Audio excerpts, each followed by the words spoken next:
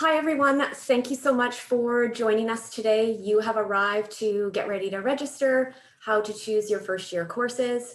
My name is Liza, and I'm joined by my co-host and colleague, Ramona. And we hope by the end of this presentation today, you will have all of the tools and information that you need to choose courses for your first year. I think I'd like to take a moment to welcome you all to the University of Manitoba and to congratulate you and thank you for choosing the University of Manitoba as your place to start your first year of studies. Here at the University of Manitoba, we do also want to make note that our campuses are located on the original lands of the Anishinaabe, the Cree, Oji-Cree, Dakota, and Dene people, and on the homeland of the Métis Nation. As a U of M student, you'll become very familiar with these traditional territory acknowledgements. We tend to open all formal programming. We want to ensure that everyone does understand that we respect the treaties that were made on these territories and that we do acknowledge the harms and mistakes of the past, and that we are dedicating ourselves to moving forward in a partnership with Indigenous communities in a spirit of reconciliation and collaboration. For your information, this particular session is being recorded. So I just want to let everybody know that your audio and video has been disabled. Ramona and I will certainly remain back at the end of the presentation. Should you have any questions throughout the presentation, we're happy to answer those at the end. So you will see that the chat feature has been disabled. However, Ramona will be sharing a lot of links and information with you throughout the presentation. Ramona and I do work in an office called the First Year Center at the University of Manitoba. It is the only office on campus dedicated to first year students.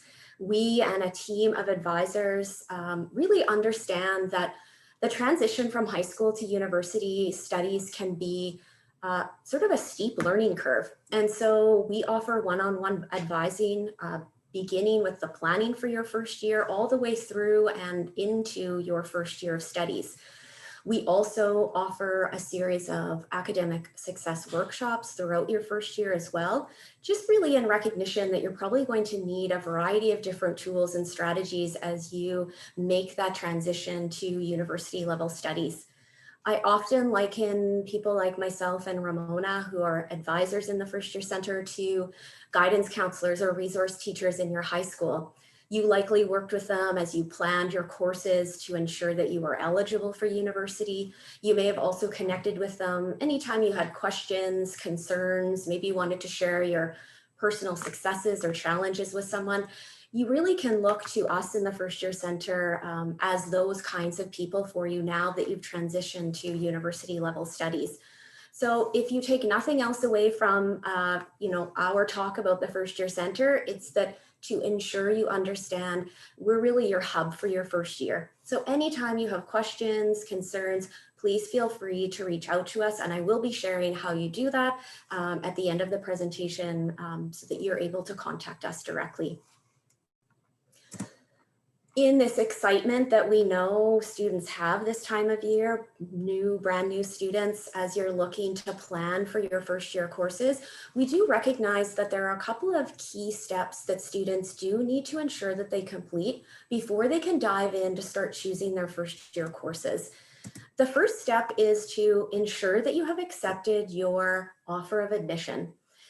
Many of you have likely received a letter of admission. We want to ensure that you have read the entire offer, and at the very bottom of that offer of admission, you're actually pressing this yellow accept your offer button that you see here on the screen.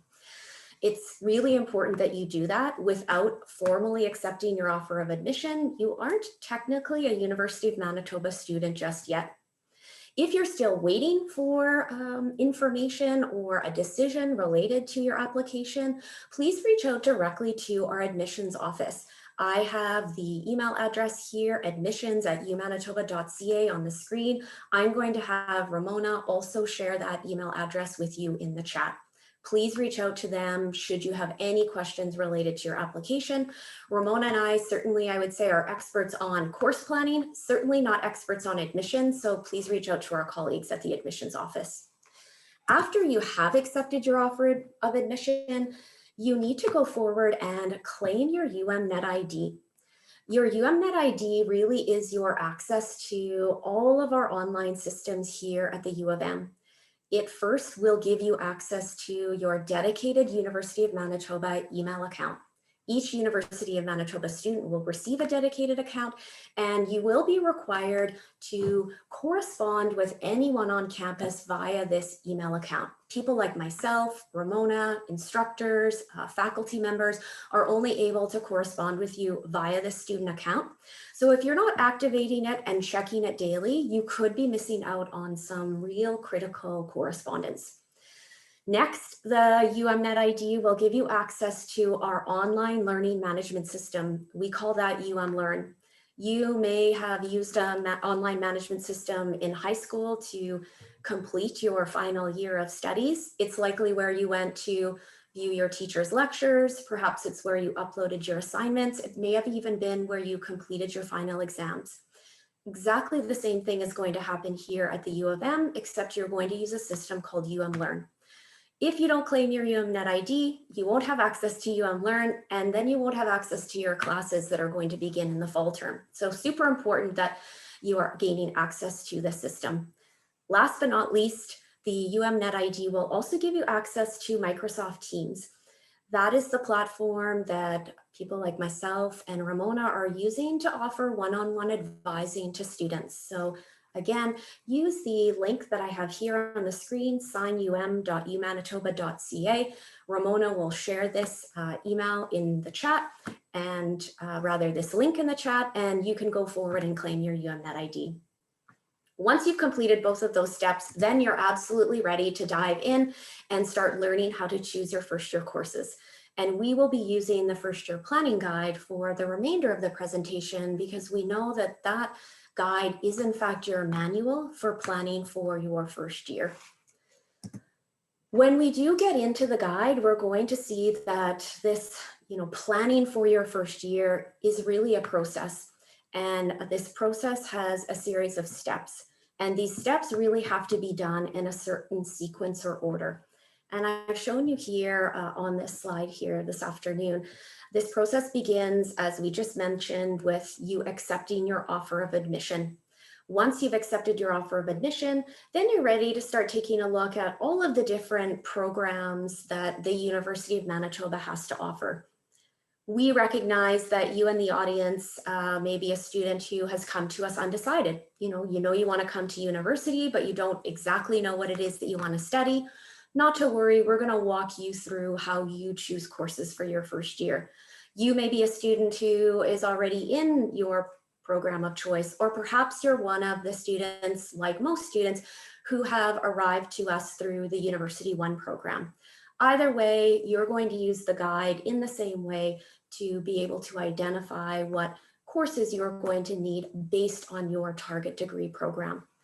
That brings us to the next step, which again is choosing your courses. We're going to spend a lot of time going through the guide to show you how you choose your courses based on sort of what your target or goal is for your first year. That's going to sort of present the bulk of the presentation today. Next week, starting June 29th, we are going to launch the last part of the Get Ready to Register series, timetabling and registration. And that's where we're going to complete the last two steps of this process. And we're all ultimately going to end at the same place where we have a plan to register successfully for our courses.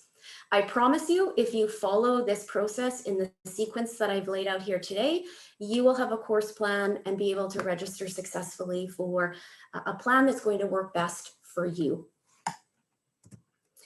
Before we jump into the first year planning guide, I'm actually going to ask Ramona to now throw it over to you because we want to learn a little bit about who's in our audience today. So you'll see that we have a poll up on the screen, and I really just want to get a sense of who's in the audience today. So we're really asking you here, what is your target faculty or program that you have in mind as you're starting to plan for your first year? You'll see that those undecided students are represented here. We know that a good chunk of students do begin their first year as an undecided student. Probably Ramona and I are not surprised rather by the results that are coming in.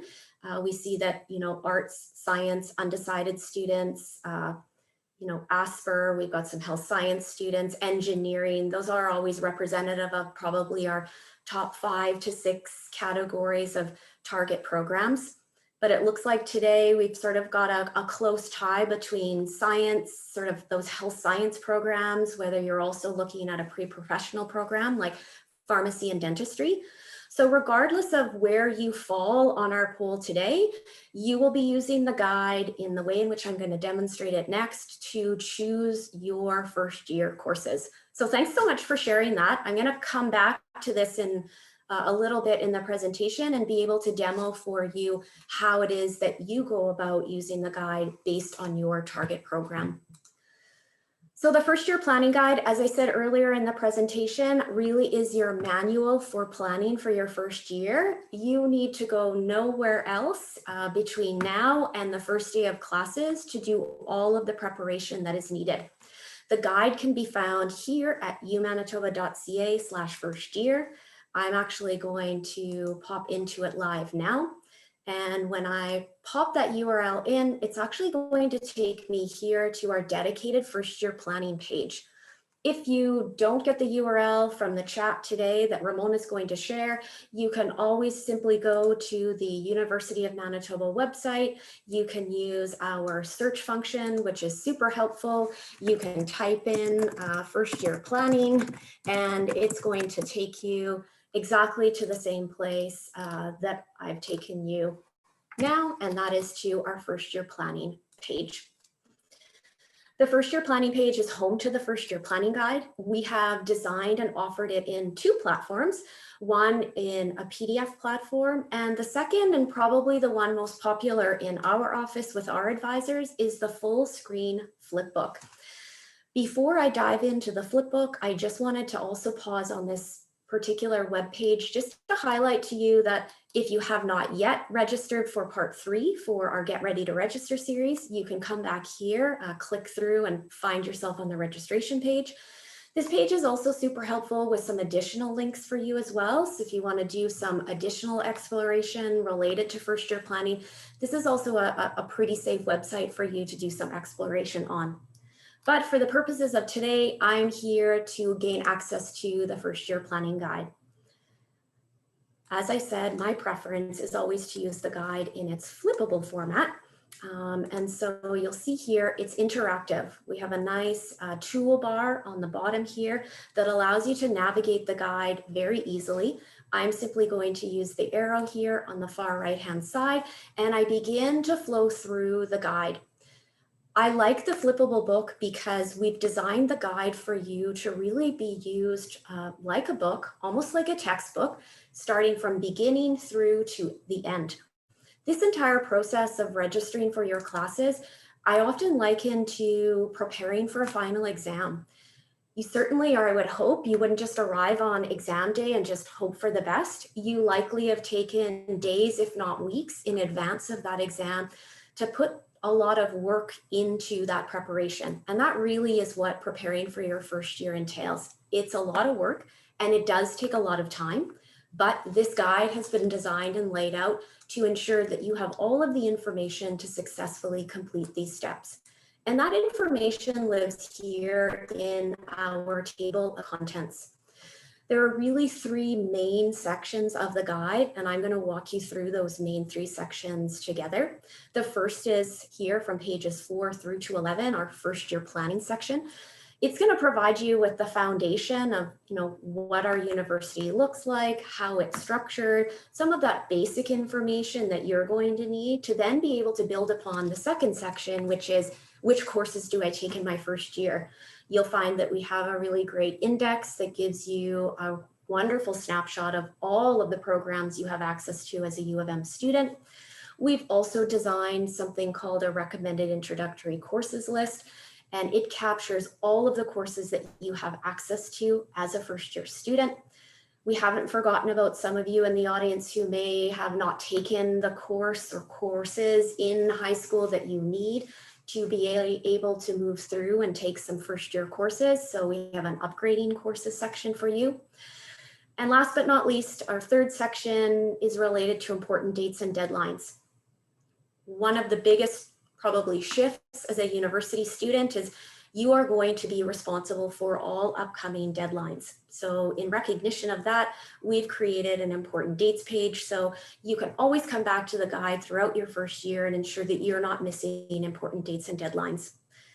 Last but not least, we have a contact us page as well. So come back to the guide. If at any point throughout your first year you have questions, you know you can reach out to people like Ramona and I through the First Year Center. So I'm actually going to start flowing through the guide using my right-hand arrow, and it takes me here to the first section. This gives us a handy how to use this guide page. This is really what I'm going to walk you through today, but again, if you need a refresher, we've included a how-to page for you. Next up, we've created also a definitions page. We recognize that there's a lot of vocabulary or jargon that we use here at the U of M that you may be unfamiliar with.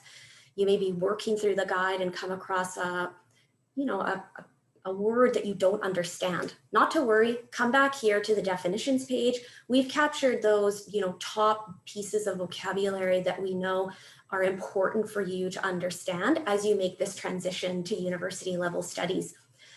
The two definitions that I would like to draw everyone's attention to here on this page are found here closer to the bottom. And those are our mathematics requirement and our written requirement entries. The reason why I want to pause and talk about these right now is I know both Ramona and I know that many first year students have a lot of confusion related to these requirements. Many students believe in their first year that they must complete a math course and a written course, and that's not necessarily true. Here at the U of M, all students by the time that they graduate will have had to have taken one 3-credit-hour course with a significant content of mathematics. We call that the M requirement or the math requirement, as well as one 3-credit-hour course with a significant content in written English, also known as your W or your written requirement. The biggest sort of probably piece of misinformation is that you do not necessarily need to take these courses in your first year. It's really going to depend on your focus, your target degree program. Some programs say, yes, you must take these in your first year, but many others say, not to worry, this is something that you're going to be able to complete throughout your time within this degree program. So important to know where you're going as it relates to whether or not you need to include a math and a written requirement in your first year. We'll deal with this and I'll highlight a few examples when we do get to our specific programs. But again, just good to know that you can always come back to this page should you find some definition that you're unfamiliar with. Before we can really start taking a look at those specific courses that you need for your first year, we do really need to learn a little bit more about courses themselves. And this takes us to our course planning basics section of the guide. Here at the U of M, we offer courses in 2 different terms, and you'll see that we have a graphic here embedded within the guide, and it highlights to you what we refer to as our regular academic year, and that is divided up into a fall and a winter term. Fall begins in September, ends at the end of December. Winter begins in January and ends in April. You have the ability to take up to a maximum of 5 courses per term. And within each of those terms, those courses that take place in a single term are weighted with a credit hour value. So if you were to take a course in either the fall or the winter term, that particular course would earn you 3 credit hours in value of a course. There are going to be some instances, especially with a few first year courses, where you may find a course that is what we refer to as a spanned course. And that's going to be a course that begins in September, but spans all the way across the entire academic year, ending at the end of winter. At the end of the completion of that course, you're going to earn 6 credit hours in value for that particular course. Many times students will say to us, do I have to take 5 courses per term? And the answer is absolutely not. Course selection and course load is a very personal consideration and is often based on your goals of where you want to go after your first year. And, so in recognition of some of those decisions that you do have to make, we have created a determine your course load page. And that's what you're going to see here next beside course planning basics. There are going to be some specific considerations that you're going to want to think about. First and foremost, where do you want to go after your first year? Is there a particular program? And what are the course load requirements of that program? Do you or are you a student who maybe is receiving funding? Are you coming to us on one of our entrance scholarships? If that's the case, then there is definitely going to be a course load requirement for you. As a student coming in on one of our entrance scholarships, you are going to learn that you're going to be required to complete 24 credit hours of courses in your first year. So if we take a look back at our graphic here, that would be a 4-course load in the fall, followed by a 4-course load in the winter, which would result in you completing 24 credit hours. Here at the U of M, for you to be considered a full-time student, you do need to be registered in a minimum of 3 courses per term. So anything from 3, 4 to 5 courses in a term will allow you to be considered a full-time student. We do talk about this here at the top of this graphic. Anything below that, 1 to 2 courses per term, means that you would be considered a part-time student. If we think a little bit more about considerations, some of the other considerations for you might be related to whether or not you're transferring in AP or IB coursework. And again, we have a section here on our course load considerations. And last, but definitely not least, and probably most important, especially for you in your first year, is to really think, honestly about your commitments outside of class. The transition from high school level studies to university level studies can be quite significant for students. You are going to find that you're spending much more time outside of class time studying and preparing for your university level courses. So if you're a student who maybe is working part-time, perhaps you're a student athlete that has a significant training schedule, or maybe you're someone who has family commitments, you are required to take care of your siblings on certain days.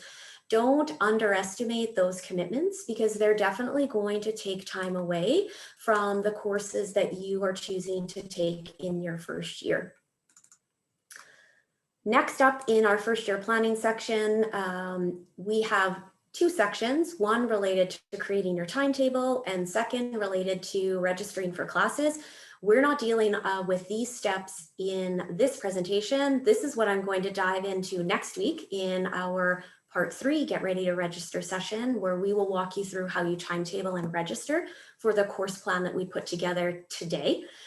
But I just wanted to highlight that, again, the guide has everything that you need. So there's a dedicated creating your timetable section, as well as a steps to registering for classes in the event that you want to take a look at this in advance of our session next week, or you want to, give it a go on your own. Now we're really making our way to the second part of the guide, and this is probably the one that's top of mind for everyone in the audience today, and that's this exciting part of like, which courses am I going to take now in my first year? And it brings us here to our index, our faculty and program index. All of the faculties as well as their programs are listed here on this 2-page spread. You'll see here that each individual faculty is contained within these boxes, followed by the programs that that particular faculty may be offering. This is a great place for you as an undecided student or an exploring student to really begin your exploration. You'll see here, even as an undecided student, we have a section dedicated to you as well. So if you're, I think that 20% of our audience today who is undecided, don't worry, you don't have to start this process knowing exactly where you want to go. We actually have a dedicated undecided page for you. This index will actually take you, if you click on any of these programs or their faculties, to a dedicated program planning page. And that planning page is going to provide you with all of the information that you need related to the courses you should be choosing in year 1, what that particular program admission requirements might be, whether or not you need to do that math and written requirement in your first year, as well as the high school prerequisites that you may need to have to consider, moving into one of these programs or faculties. The guide itself is interactive. If I didn't say that at the beginning of the presentation, it's probably become clear to you. You'll see here at the bottom of page 2, we have this nice little did you know reminder that's actually telling you specifically that anything that you click on, so in this example, any program that you click on in this chart will actually take you to its dedicated program planning page. Because science is probably the most represented in the audience today, I'm going to start my demonstration with a science program. What I do want to say to the rest of you in the audience is please do not tune out. The way in which I'm going to demo how you use a science page is exactly the same way you would use your arts page, your kinesiology page, your ASPER page, your architecture page, to choose your first year courses. So the process is the same, it's just the courses are going to look a little bit different. So given that it's interactive, I'm actually going to dive into a program within the Faculty of Science. I'm actually going to take a look at microbiology for the purposes of my demonstration today. So I find microbiology here under the Faculty of Science. I click on it, and it's going to take me here to my dedicated Faculty of Science microbiology page. Not to repeat this too many times, but again, each program planning page is laid out and designed the same. So even though I'm here on the microbiology page, I could go to the architecture page and I'm going to see these same sections represented. Each program planning page does begin here at the top with a nice underline and bolded link to a program page that's going to give me a nice program overview for microbiology. It brings me here to the index. So again, if I'm that undecided student, I could not only go and find microbiology listed alphabetically, but I could go and start taking a look at other programs. Maybe I'm interested in management. I could go and click on management and start taking a look at all of the opportunities that this particular program at the U of M has to offer. It's a great overview page. You'll see that there is info and testimonials from students. There's information about careers, lots and lots of different info that really helps you in that exploring phase. You also may be a completely decided student, but you don't know a whole lot about the program here at the U of M. So use these exploratory pages to your benefit. If I go back to my program planning page, I'm going to find next on each of these pages a first year courses chart. It's going to represent the first full year, year 1 of this particular degree program, which we know from our graphic earlier on is a full 30 credit hours, which would be 5 courses in the fall and 5 courses in the winter. The first year courses chart will list individually, line by line, the courses that make up year 1 of the program. It will tell you what that course is valued at as far as credit hours, and it will also indicate whether or not that particular course has a lab. Anything that is bolded or underlined in the guide, again, tells me that I can click on this and go to an external source or somewhere else within the guide. So all of our courses are linked, and they will take us here to the academic calendar. This calendar provides a course description of this particular course, as well as any specific prerequisites that we may need to be mindful of. And we're going to come back to that in a moment when we start course planning for this particular program. Next up on every program planning page is a gray admissions box following the first year courses chart. This will tell you specifically what is required should you be in a position where you're still looking to apply to this program. Oftentimes students will say, well, don't you just have to take year 1 of the program? That isn't always the case. And what you will find as you explore the guide in our programs is that many programs at the U of M have very flexible admission requirements. And this really speaks to our recognition that a lot of students come to us in year 1 undecided or exploring. And in fact, we encourage exploration. University is in many ways a time for you to try things that you've never tried before and really try and find your fit. Where are your strengths and weaknesses? It might be a little bit different than your experience in high school, and that's okay. This really is your time of exploration. But we do also know that you want to take courses that are still going to contribute to a degree that you might be looking to target by the end of your first year. So by offering flexible admission requirements, we're really allowing you to keep the door open while you're still exploring. Next up on every program page, we will see a tips for choosing courses box that we see here at the top. This really contains all of those tips and tricks that, advisors in this particular program want to relay to you as a student. So never overlook these tips. It's really going to help you as you put your course plan together. Next up, we will have a high school prerequisite section, which will detail for you specifically what those high school courses are that you need to have completed in order to be eligible to take any of the courses potentially listed here in the first year of this program. Next up, we do have a how to apply section. So for those of you, again, that are still looking to target your degree program, there is a how to apply section where we will link you to the admissions page to give you information about upcoming dates and deadlines related to applications. Very early now, obviously not something that you need to worry about at this point, but don't be caught off guard by looming deadlines. Often applications for programs for next year, so for the following fall, are often due in the springtime as early as March. So again, come back to this section to ensure that you know what the deadlines are for your particular program.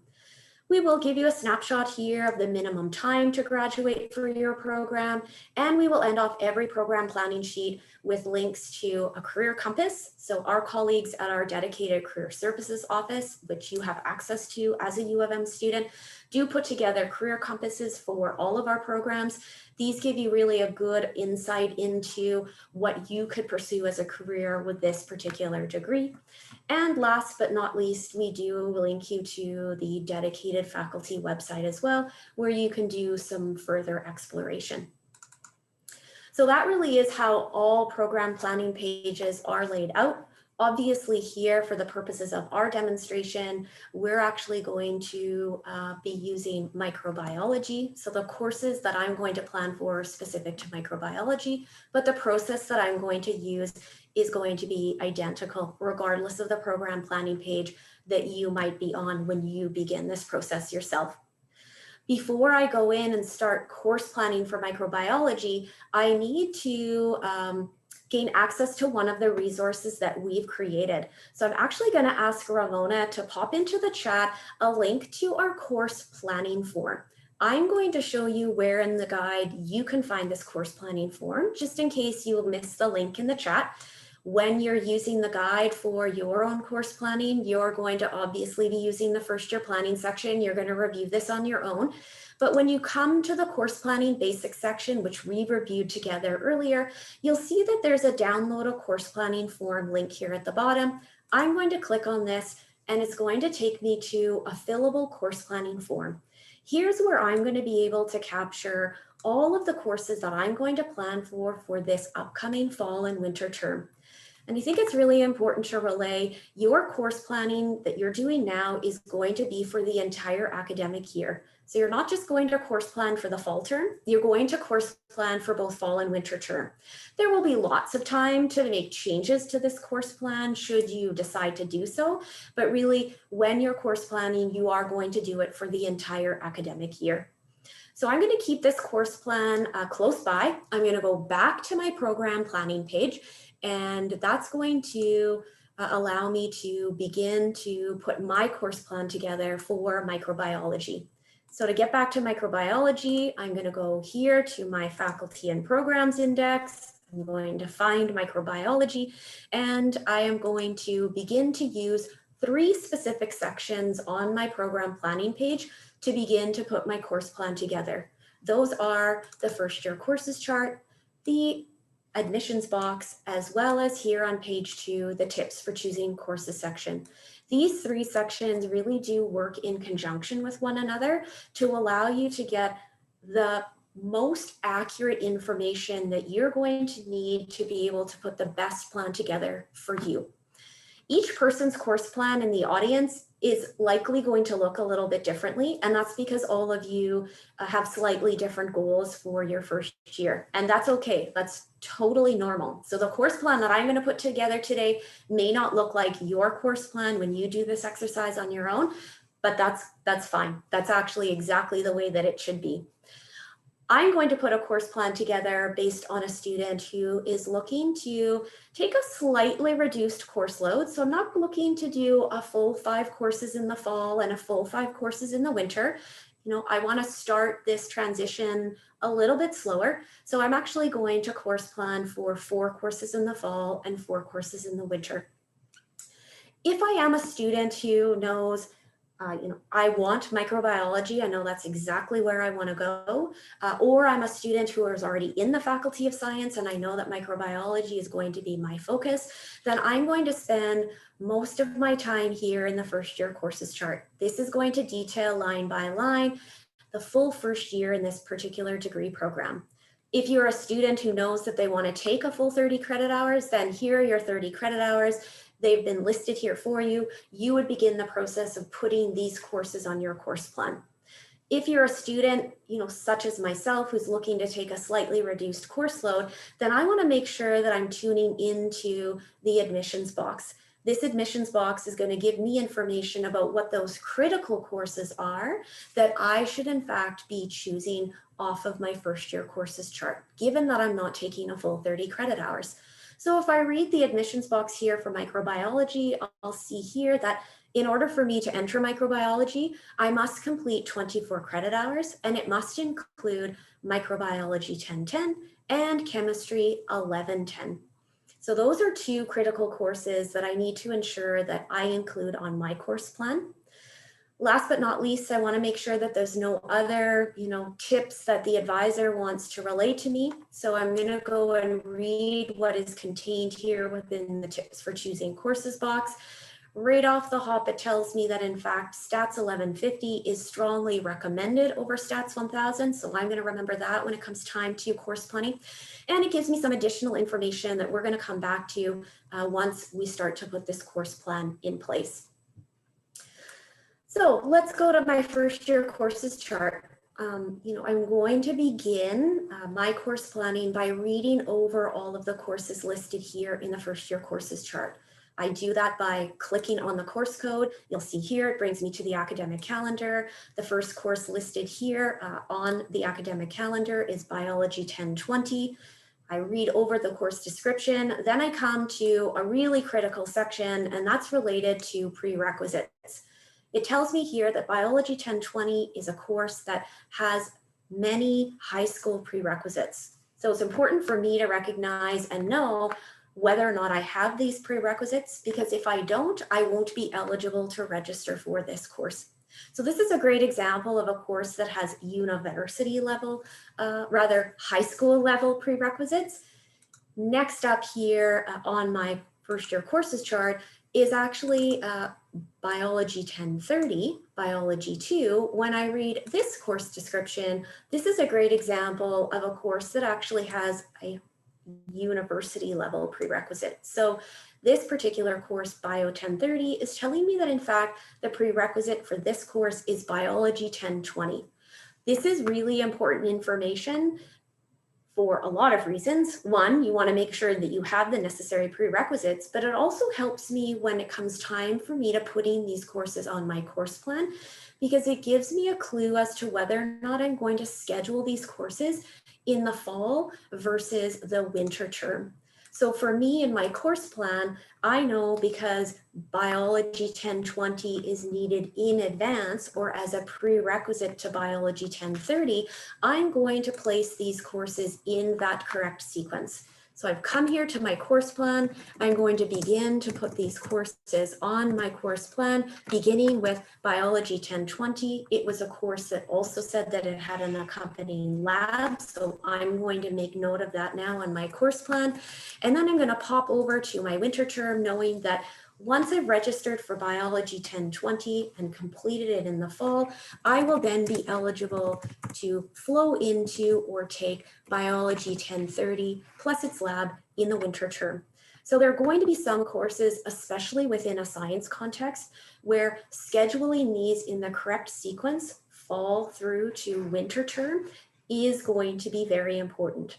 There are going to be other courses that you come in contact with on the first year courses chart that don't have any prerequisites, and that really allows you lots of flexibility for you to decide whether or not you would like to put this course in either a fall or a winter term. So I'm going to go back to the guide and back to my first year courses chart. Again, I'm going to read all of the course descriptions, keeping in mind that I know, in fact, microbiology and chemistry 1110 are critical courses because they're needed for admission. So I've read microbiology over. When I read it over, I've come to see here that there is actually a prerequisite as well for microbiology, and that's biology 1020. And so again, it's going to be important for me to ensure that I'm course planning these successfully or correctly. So I go back to my course planning sheet, knowing that I'm not able to put microbiology here in the fall term because biology 1020 is its prerequisite. So I know microbiology 1010 does have to actually be placed in my course plan in the winter term. So I really do just begin to go down the first year courses chart, line by line, dependent upon the kind of student that I am, whether I want a full 30 credit hours or I'm looking to reduce my course load and just target minimally what I need for admission, and placing those courses in appropriately. I do remember from my tips for choosing courses section that they were making recommendations about statistics. And that's one of the courses that I see come up quite early on in the first year courses box. Here you'll see, and this is very common in a first year courses chart across multiple programs, is where I have an either or situation. So you'll see here there are 2 courses listed, although I'm only fulfilling a 3 credit hour plus a lab requirement. I'm being given some choice here. It's telling me that I can do stats 1150 or I can do stats 1000.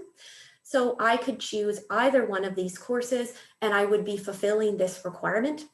How do I know which course to choose? Well, number 1, reading over the course description is going to be important, but also if I remember from my tips for choosing courses section, the advisors here are actually making a strong recommendation that I choose stats 1150 over stats 1000.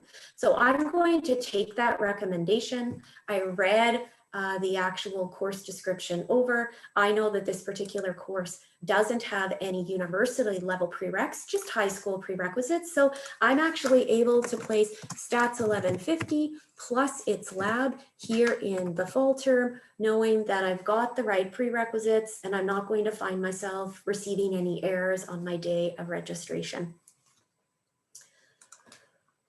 I do recall again on my admission gray box that in addition to microbiology, I was also required to ensure that chemistry 1110 was required as part of my course selection.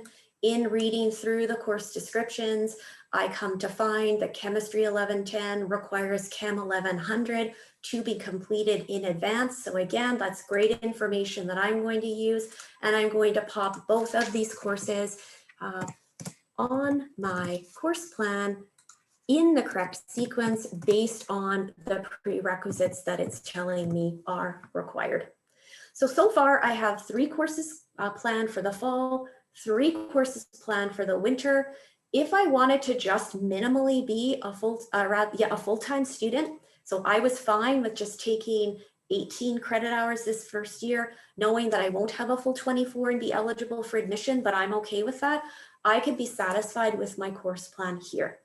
Knowing though that I'm a student that wants to target admission to science by the end of my first year, I'm still missing 2 additional courses, 6 more credit hours. So I'm going to go back to my first year courses chart and I'm going to continue to make my way down the list and begin to start taking a look at the additional courses that make up year one, knowing that I've already covered off what is required for admission here with my microbiology and my Chem 1110.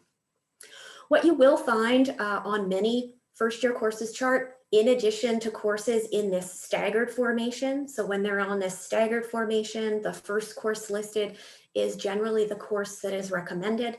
You may also come into a situation where, again, you have some more choice. Here, there are multiple math and physics courses listed. It's telling me I only need to choose one of the following. I know that I'm only choosing one as well because I'm simply fulfilling a 3 credit hour plus a lab requirement for this particular selection. How do I go about choosing the course that best suits me? Again, make sure you go back to the course descriptions and ensure that you read them over carefully. If, as an example, I simply chose the first course listed here, Math 1220, when I come to the academic calendar and I read this over carefully, you'll actually see that it's telling me that this particular course is intended for students in mathematically rich disciplines. That's actually not me as a microbiology student. So had I have just chosen this course without reading the course description, I would have made a really bad choice for me. So again, make sure you're reading these course descriptions and making a choice that suits you, not only based on your prerequisites that you may have from high school, but also based on your proficiency in that particular area. There are one last entry here on this first year courses chart, and it really is representative of a category that you're going to find across a lot of first year courses charts. And these are more open categories where they're giving you a little bit of direction, but they're not telling you a specific course that you must take. So you'll see here that next up, we're being asked to fulfill a 6 credit hour requirement, but it's now going to come from the Faculty of Arts. And within that 6 credit hours, they're also asking us to include a written course. It's also indicating that for us to ensure that we go to the tips for choosing courses section to be able to get a little bit more information about how we go about now choosing a Faculty of Arts course, including our written requirement. Do keep in mind, remember, always keeping this admission section in the back of our mind. We are not required, we're not told here that we do need to take a written course. So if you're not really excited about doing a writing course in your first year and you're looking to do a reduced course load, this would be a great time for me to make the decision, you know what, I'm not going to do a writing course in my first year. I know I don't need it for this particular program. I still can apply and be eligible. And I can take this course next year as part of my course selection. So let's go to the tips for choosing courses box and find out how do we now go about choosing our Faculty of Arts requirements.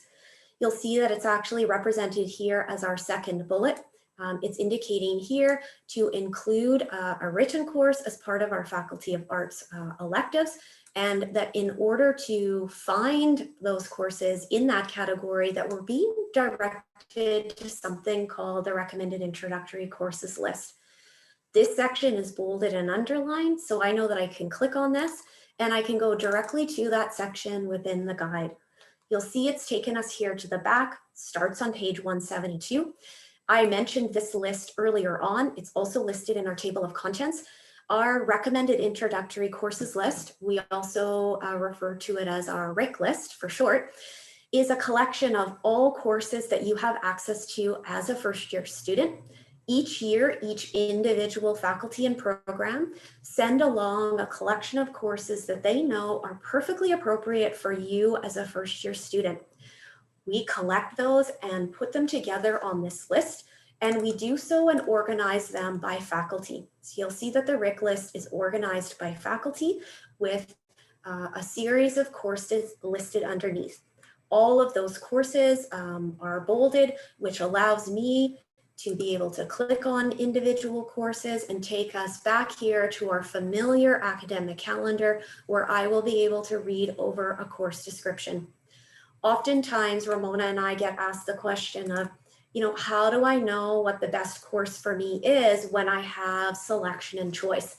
And the answer to that question really lies with you and with the course descriptions. As you make your way through this recommended introductory courses list, don't forget to read about the course. That really is going to be the best determining factor as to whether or not that course is going to be the best fit for you.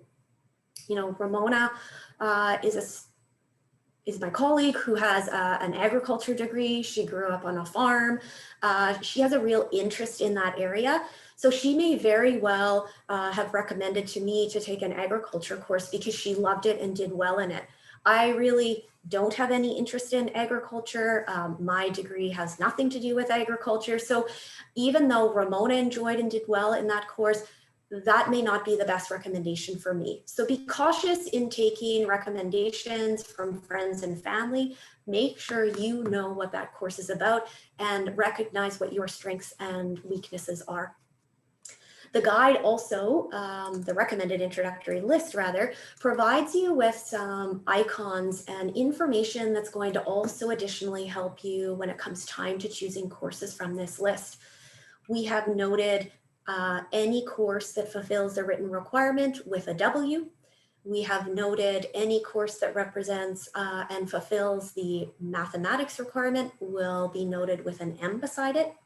You may be a student who, as part of your program, is being asked to choose courses that fulfill humanity or social science-based courses, especially students in the audience who are looking to pursue nursing. We note those with both an H or an SS icon. If you're a student in the Faculty of Arts or targeting the Faculty of Arts, you're going to be asked to take a course with high Indigenous content, and that's going to be noted with an ICR icon. And last, we do have this blue SCI icon, and it represents science interest courses. You may be a student in more of an arts-based program, or potentially you're a student looking to target nursing. Those programs do not require that you take advanced level science courses, but you are going to be asked to fulfill science requirements. These courses with this indicated icon may be great choices for you. So again, you can flow through this recommended introductory courses list and begin to choose courses that are the best fit for you, but also keeping in mind that you are paying close attention to what your program or faculty is asking you to choose. So I remember in the context of my microbiology degree that it was asking me to fulfill 6 credit hours of courses, including a writing course from the Faculty of Arts. So I'm actually going to use my right-hand arrow, begin to flow through the RIC list and find the Faculty of Arts, which I do here on page 174. I know that any of the courses listed here by the department that fall under this category are going to fulfill my Faculty of Arts requirement. You'll see, and this sort of speaks to the number of courses that you'll see on the RIC list, it's pages long. So I have lots and lots of choice. I'll also see as I sort of focus in a little bit closer that many of the courses listed here also have, this either humanities notation or the social science notation, as well as this W notation, notating a course with a significant written English content. I did a lot of research on the front end. So again, this is going to take you a lot of time. And I came to 2 decisions about my Faculty of Arts courses. The first decision that I came to was related to a labor studies course. You'll see it here at the bottom of page 179. It's a course that is worth 3 credit hours. I read the course description. I was super interested in it. And I also came to realize that this course was not only a Faculty of Arts course, but it fulfilled the written requirement, which I know that the faculty of, my microbiology degree is including as part of year 1 of the program. I happen to be a student who loves to write. So although I don't need this for admission to my microbiology degree, I'm actually really keen and excited to take a writing course. So I've chosen to do Labor 1290, a writing course. I'm actually going to be course planning this in my fall term because I feel like I'm a strong writer and I'm excited to do a writing course. So I'm actually going to open up my course plan and I'm going to put Labor 1290 here in the fall term. Could I place it in the winter term? Absolutely. There were no prerequisites, nothing telling me that I needed to do this in a certain sequence. So I've placed my Labor 1290 in the fall term and it represents a Faculty of Arts as well as a writing course. Last but not least, I went and explored the recommended introductory list, still under the heading of the Faculty of Arts, and I have an interest in film. I found that in fact there's 2 film studies courses that I could take.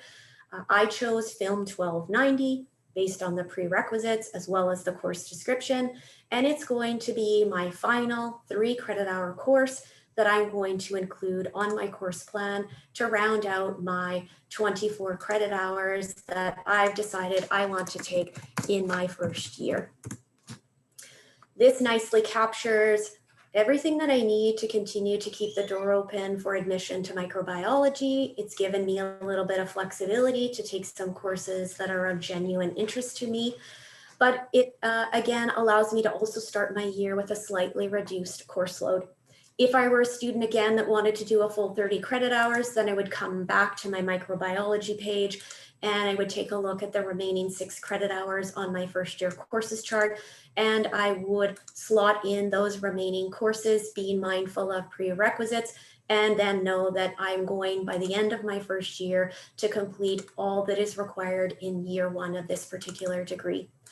I think it's important to make note that if you're a student who is reducing their course load in their first year, or you're choosing not to do all courses that are made up or make up year 1 of this program, you are or will eventually need to do all of the courses that are in the first year courses chart. So again, if you know what your target is, try and include as many of these courses as possible, but just keeping in mind that, oftentimes there is flexibility to begin to course plan across multiple programs. So if I were genuinely an exploring student and I had an interest in microbiology, but maybe I'm also a student in the audience who, has an interest in kinesiology as well, I could go to my faculty and programs page, here to my index. I could go back to the section for kinesiology, and I could go and open up my kinesiology program planning page. And here is a great time to reinforce, even though we've left microbiology, you'll see that this program planning page is laid out identically. Starts here with our exploratory page. Here we have a first year courses chart representing the full 30 credit hours that make up year 1 of this program. We're then next presented with our gray admissions box. We have a tips for choosing courses section. So again, the way in which I course plan for microbiology, I would shift over and begin to course plan for kinesiology if I wanted. If I wanted to balance both of these programs and keep the door open to admission for both of them, I could then come here, take a look at the admissions box, and come to know that, although the courses listed in the chart are required in the degree program, they're actually not all required for admission. Admission to kinesiology requires 24 credit hours. Okay, that's great. I've course planned already for 24, but it must include these 3 courses. 2 biology courses and a kinesiology course, 3 courses that are actually listed as part of the first year. So if I wanted, I could go back to my course planning sheet, open it up, take off the courses here that I know are not required for admission to microbiology. So I can, take off my biologies, and I could actually take off my statistics, and I could replace those with my Bio 1410, my Bio 1412, as well as my CAPER 1500, and know that I've now course planned to keep the door open for admission to either kinesiology as well as microbiology, and spend my first year really exploring those courses and allow me more time to be able to make a more informed decision about where I want to go and spend my time to complete my degree by the end of my first year. So that really, in a nutshell, is how you use each program planning page to course plan for your particular degree program. Again, keep in mind, as that undecided student in the audience, you have a dedicated undecided student page within the guide. So all of the sections that I referred to on that program planning page are certainly going to be sections that you as the undecided student are going to want to pay attention to. So the demonstration that I did was still for you. go back to your undecided page here, follow along in your dedicated tips for choosing courses to learn how you use program planning pages as well as the recommended introductory courses list to put a course plan together for you as that undecided student. I'm going to leave the guide now. I'm going to actually go back to the presentation, and now's the time where I actually like to assign some homework. I loaded a course planning form. I used the first year planning guide to go and download that. Ramona's shared the course planning form link in the chat. Now I'm going to ask you to, after this presentation, dive into the guide, do that exploration, and begin to put a course plan together that best suits your goals and focus for your first year. There are two reasons why I'm going to ask you to put this course planning together, or rather this course plan together. Number one is because we're going to want you to bring it to the next Get Ready to Register session on timetabling and registration, because I'm going to take the course plan that I put together to show you how we then begin to put a timetable together and then ultimately register for those courses that I've captured on my course plan. Those steps on timetabling and registration are going to be identical for you to be able to put your course plan together on your own customized timetable and ultimately learn how to successfully register for those courses. The other reason why we want you to put this course plan together is you may be a student in the audience who wants to connect with an advisor in our office, someone like myself or Ramona. In advance of any advising session, we are asking all students to complete a course plan. This is why we're capturing your name, your student number, as well as sort of what your target faculty or program might be. This is really going to help us as advisors be able to answer your questions more thoroughly. But it's also a way in which we're asking you to do some of this work on the front end, because so much of this work is personalized. It really wouldn't make any sense for Ramona and I to put a course plan together for you because we don't know what your goals and aspirations are. This is really your time to do your exploration using this resource of the first year planning guide. So I've done a lot of talking. I know this is a lot of information and you might have questions, and we're always here for you. Again, in that pre-planning phase right now, but also throughout your first year. So I said earlier on, I was going to share our contact information. So we are at the First Year Center. We can be reached by telephone. We operate Monday to Friday, 8:30 to 4:30. Remember, Central Standard Time. I appreciate this. There's probably some of you joining us from different time zones today. If that time zone of Central Standard doesn't work for you, feel free to reach out to us via email. I've shared the email here, and I'll have Ramona share this in the chat as well, fycenter@umanitoba.ca.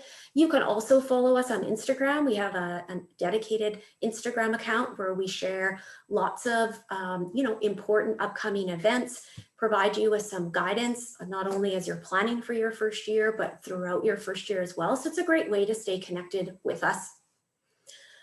So that rounds off our hour. I've taken a little bit more time, but I think now I'd like to hear from you. If you have any questions that we haven't addressed in the presentation that relate to course planning in the first year planning guide, Ramona and I are happy to stick around and to answer questions that you might have related to the presentation. So Ramona, you can certainly go and open the chat. Okay. Somebody is just wondering if you could chat about pharmacy. Oh, sure. So you know what? I can take you back to the guide. Let me just go there now. And I'll show you the program planning page for pharmacy. So again, I've gone to the first year planning page. I am opening up the guide. I'm going to my faculty and programs index, and I'm going to open up pharmacy. You'll see here that pharmacy, again, the program planning page laid out identically to all of the others. Pharmacy is a little bit different in the sense that it is a program actually that you aren't going to be eligible for by the end of your first year. You'll see here, if you read over the program planning page, that it actually details 2 years of coursework required before you're eligible to apply to this particular faculty. You'll see here, if I read the admissions box, that admission to pharmacy requires all 48 credit hours listed here in year 1 and year 2 of the program. And that, again, students must complete at least 1 regular session of a full 24 credit hours to be eligible for this program as well. So really, for you as a student in your first year, you're going to be focusing on this first year courses chart if pharmacy is your target program. So again, following the same steps that I took earlier, line by line, reading over each individual course, opening up your course planning form, paying close attention to the tips for choosing courses box rather, and ensuring that I'm using all 3 of these boxes together to put a course plan together that allows me to ensure that I remain eligible for pharmacy, knowing that after my first year, I'm still going to need to course plan in year 2, following the information here in the first year planning guide. So minimally, I have at least 2 years before I would be eligible for a program such as pharmacy. I think it's also interesting to sort of take a look at these first year courses charts between year 1 and year 2. And especially in year 1, you'll see, if you remember on our microbiology page, biology 1020 and 1030 were courses that were part of microbiology, as were these chemistry courses. Here's statistics, here's a math course. You'll find that across lots of programs, there is a lot of crossover. So there's a duplication. So although I need biology, both biologies for microbiology, it also looks like I need them for pharmacy as well. So keeping multiple doors open and doing exploration is often a really safe and easy thing for you as a first year student to do, because there is a lot of crossover across faculties and programs. So I hope that answered the question in the chat for you. Let's just go back and see if there are any other questions that we can answer. There's a few questions coming in about admissions, or I haven't received an offer, letter of acceptance. So anything admissions related, please contact the admissions office. They will be able to answer those questions for you. We also had a few questions about IB credit. You can definitely bring that in. Yeah. And if you have questions about transfer credit from other institutions, again, that's all admissions related.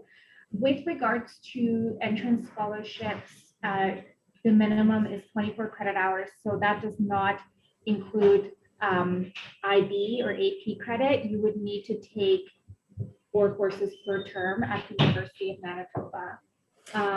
Related to AP and IB, Ramona, because I'm still on here, one of the program planning pages, each tips for choosing courses box does have an entry related to AP and IB credit. It's underlined and bolded, so I can click on this section and actually takes you to a dedicated University of Manitoba website. Gives you all of the information about how you might not only apply to transfer your AP and IB credit over, but it also gives you a link to those required scores that you might need as well. And further down the page also gives you contact information for the admissions office. As Ramona said, any further questions related to that, you'd want to connect with our admissions office.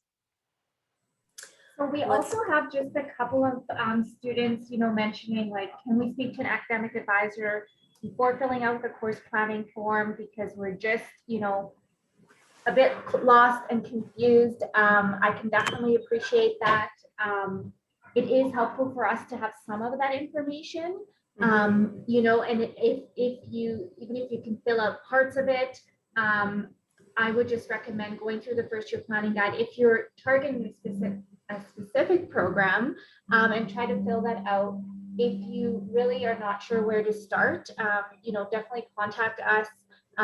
We will do the best we can to help you, but we do, want you to do some of that homework ahead of time, so that. Go ahead, Liza. Yeah, I think, to your point, Ramona, I think part of this also is we're really trying to prepare you and sort of measure your expectations related to the way in which you're going to be asked to learn at a university level. In your courses, you're often going to be given, articles or resources and asked to dive into those resources and, do your own learning, come to your own conclusions, which might be a bit of a shift for you from high school. So for us, providing you with this sort of walkthrough of the guide, but now saying, go take some time to now dive into the guide on your own. It's going to take time. It's going to be confusing on the front end. We know that. It's a lot of information, but I promise you, if you move through the guide and read over all of those pages carefully, you will come to a place where you have a better understanding of which courses are required for you in your first year based on your target program or faculty. So it's not surprising to me now, right after the end of our presentation, that you probably don't know which courses you need for your program if microbiology isn't your program, because that's the one that I demonstrated. So really important that you leave the session and take your time to put that course plan together.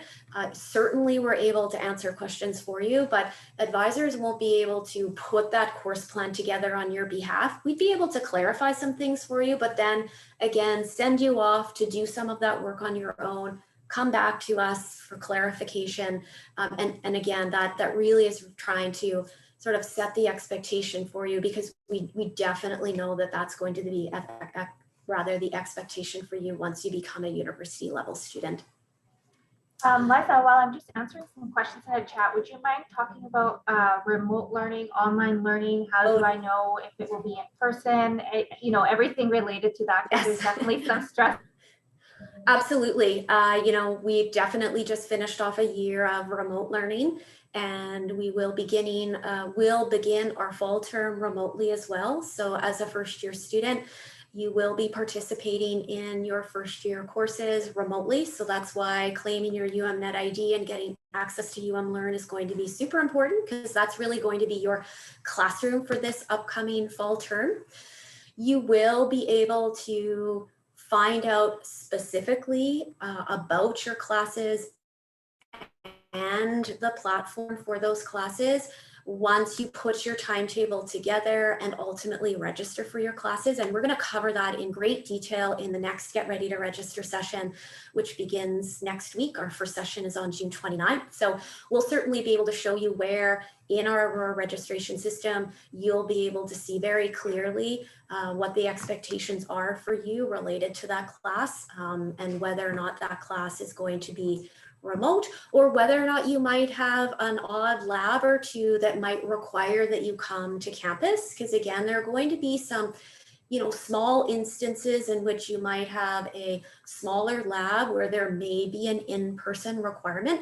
That will all be detailed for you in our registration system. So check back and come back to us next week for our timetabling and registration system session, where we'll really be able to highlight that more specifically for you.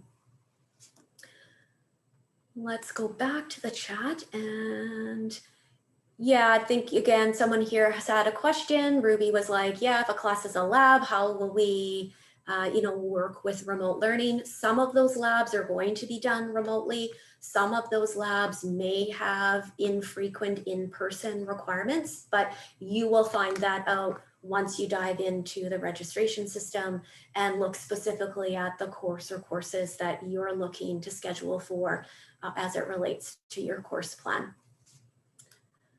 What else do we have up here? So I know that I was just going to say our administrative team in the First Year Center is absolutely incredible. So if you have questions, that you would like answers to, naturally, feel free to call them. Our main line is 204-474-6209. And they can really answer a lot of questions that you may have. And it'll probably give you enough answers to then be able to go, fill out the course planning form so that you're prepared to speak to an academic advisor. I also wanted to mention that we are, I should say, will be registering for courses right away in July. So on July 9th, you can log into Aurora to check your initial registration access time. This time is assigned to you, and you will be able to log in and see which day and which time you get to register on. So you will be registering between July 13th and 19th. So just make sure you log in on July 9th to make sure that you don't miss your registration date. I'm going to pop that information in the chat as well. Perfect. And you know what? This is actually a great opportunity for me to pop back into the guide, because of course I love going back into the guide. I know Ramona talked a little bit about registration. People had some questions related to, how am I going to know if my course is in person or online? Although we didn't cover these two sections, creating your timetable and registering for classes, if you're a student who's been able to put your course plan together and you want to kind of jump ahead and start taking a look at like, how do I put this timetable together and then ultimately, register for classes, you can certainly begin to do all of that exploration and work on your own by using the information that is in the guide. So we have really great step-by-step instructions here on how you put your timetable together by using Aurora, which is our online registration and student information system. You certainly don't have to do this on your own, because we're offering a dedicated Get Ready to Register sessions beginning next week. But again, if you're a student who wants to really do some of this work on their own, I fully support that and encourage you to use the guide. Just know that you can go back there to get the information that you need, and the info related to finding out and determining your time for registration, etc., is all included here in the registration section that Ramona talked about a little bit earlier on. So how are we doing, Ramona, related to the chat? Good, I'm like zooming through here. I think we've been able to answer most of the questions that everyone has had. Again, questions might come up as you make through the guide, and that's okay. And that's why Ramona said, reach out to us via phone. Yeah, absolutely. But yeah, if you have questions or yours got missed, please feel free to pop it in the chat. So, students asking if they're international students, if they can start class courses online in the fall in their, home country, and then, come later on. So, anything with regards to that and how that might impact you, I do recommend connecting with the international student center, just so that you can get all of the information. Unfortunately, we're not well versed in all of those tricky situations. So I would recommend contacting them. I will grab that website and then I'll pop it in the chat. Perfect. Yeah, thank you so much for that. Yeah, as an international student, those, you certainly are going to be different considerations for you. So we do have a dedicated international center office. Ramona's popped that in the chat. Reach out to them directly to talk about study permits, implications for you as a student who may be looking to study with us virtually for one term, but then joining us perhaps here in Canada in the winter term. One last sort of question here. It looks like Sam is asking about needing whether or not they need to declare a major or a minor before they can register for courses in the context of the Faculty of Arts. No, absolutely not. Declaring your major and minor is something that you'll certainly be doing after your first year. It isn't anything that you need to worry about or consider necessarily in your first year. What may guide your course selection, but it doesn't have to be something that you're concerned about in terms of needing to execute that in your first year. That will be something that you will be able to do after your first year, and you'll be able to get more guidance from your advisor in your home faculty or an advisor such as myself or Ramona in the first year center. So I think we've done our best to answer the questions that you had in the chat today. I just definitely want to take a moment to thank all of you for taking time to join us. It's sort of early evening here in Winnipeg. It might be early morning where you've joined us. So, thank you again for taking the time. And thank you again for choosing the University of Manitoba as your place to start your first year studies. I know Ramona, myself, and our entire team are so excited for you know, this first year with you and to be able to support you the best that we can. So do stay in touch, and don't forget to join us next week for our third and final Get Ready to Register session on timetabling and registration. And so I just want to wish you well. Have a wonderful summer, and I hope to be in contact with you all at least in September, if not sooner. So thanks again, and goodbye from myself and Ramona. Bye-bye.